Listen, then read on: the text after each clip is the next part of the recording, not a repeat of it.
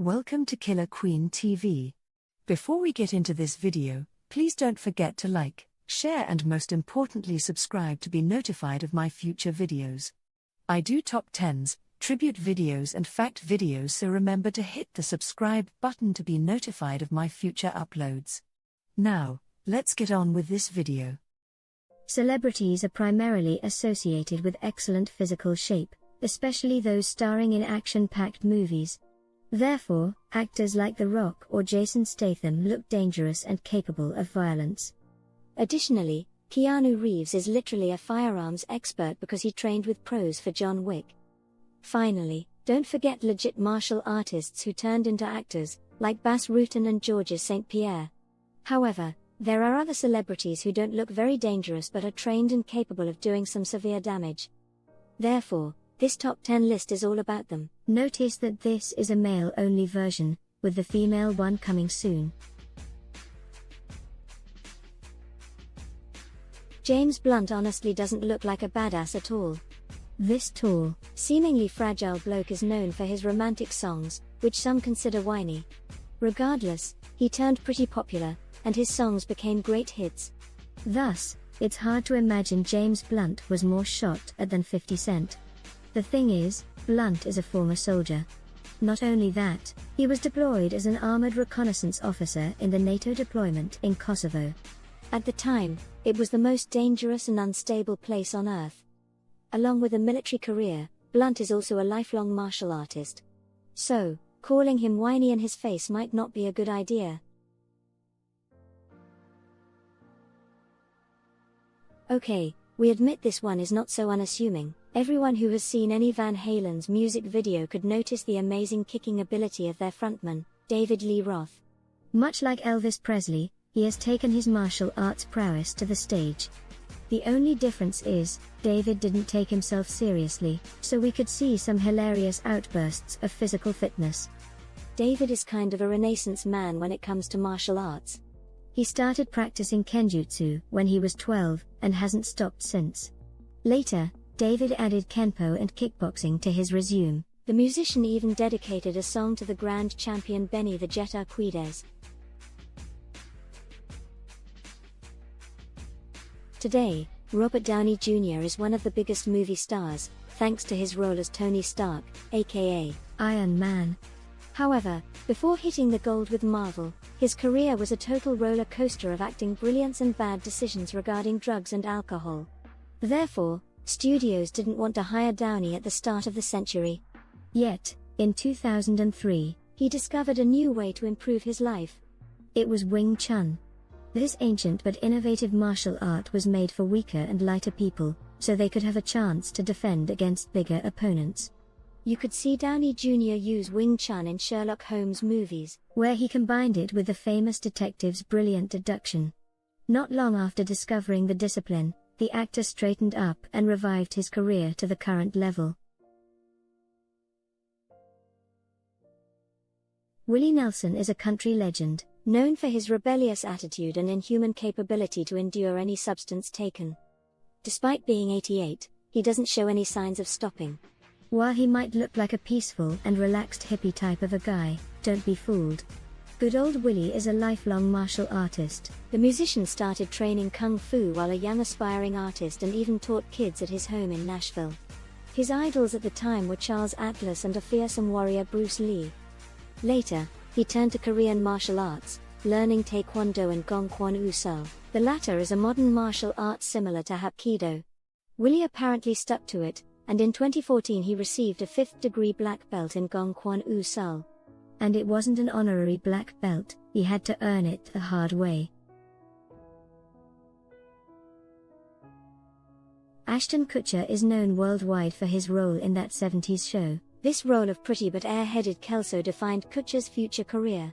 Hence, he mainly acted in romantic comedies without showing a lot of physical abilities. Little did we know, he's also a Brazilian Jiu-Jitsu brown belt. Kutcher was a wrestler in high school, an excellent base for any grappling art. His martial arts journey began in Rio de Janeiro in 2012, where he filmed a campaign. Furthermore, Kutcher's personal trainer was Regan Machado, one of the few coral belts in Brazilian Jiu-Jitsu. To earn it, Someone needs to train for more than 45 years. With Machado as a trainer, Kutcher rolled with some of the biggest names in the world of BJJ. Thank you for watching Killer Queen TV this far. I hope you have enjoyed what you've seen so far. To be notified of my future videos, please remember to subscribe to my channel where you will be notified of all future videos that I'll be uploading. Now, let's get on with the rest of this video. The famous rapper and producer called himself a skinny little N-word for a long time because of high-s slim build. However, that changed around 2015, when he started training several martial arts, crowning it with MMA. The reason was simple: he got tired of getting his butt kicked by his cousins that trained in combat sports. Being already famous, Wiz could learn from the best people in the MMA. Therefore, he worked with Chuck Liddell, Randy Couture, Kyle Long, All Out MMA, and boxing legends.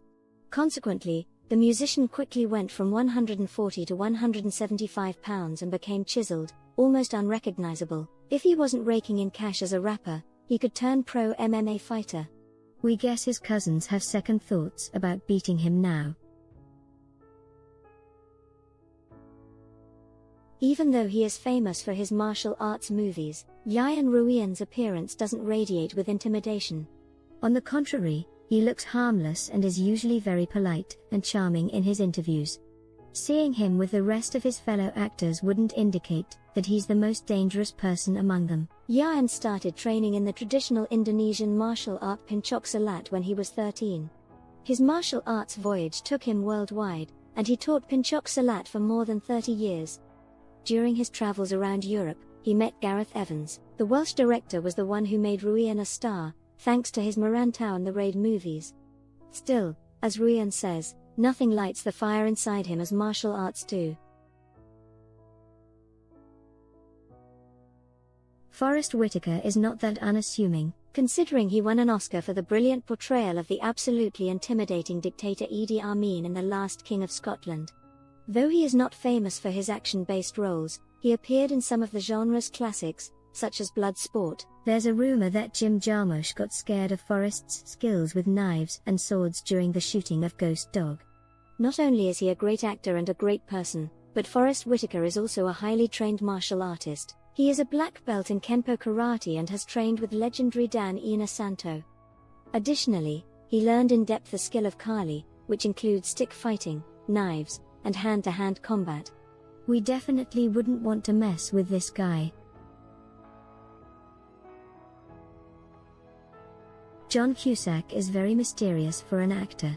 There's not much about his private life in media, and he rarely gives interviews. Yet, he acted in some quite famous movies, commercial and artistic alike. At first glance, Cusack looks like an average guy who could be easily taken on. However, that would be a terrible mistake since he's one of the most skilled guys among the actors. Cusack has trained in Yukido-kan kickboxing for 23 years. His teacher is none other than Benny the Jet Urquidez, legendary kickboxing champion and full-contact pioneer. Furthermore, you can see two of them sharing the screen in Grosse Pointe Blank. In the short but effective fighting scene, Cusack demonstrated some pretty impressive fighting skills. Also, we could see him fighting Jackie Chan himself in Dragon Blade and holding up pretty well.